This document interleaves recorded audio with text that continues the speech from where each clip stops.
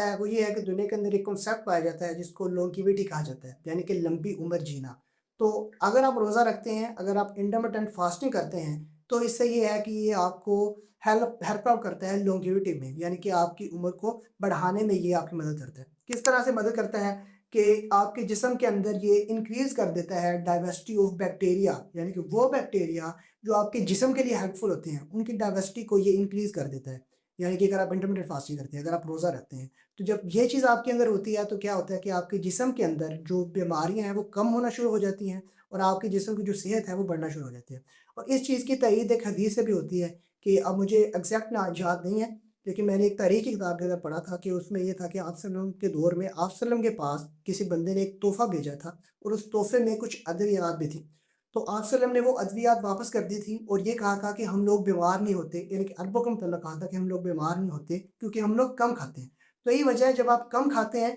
तो आपके जिस्म के अंदर जो बीमारियाँ हैं वो कम हो जाती हैं।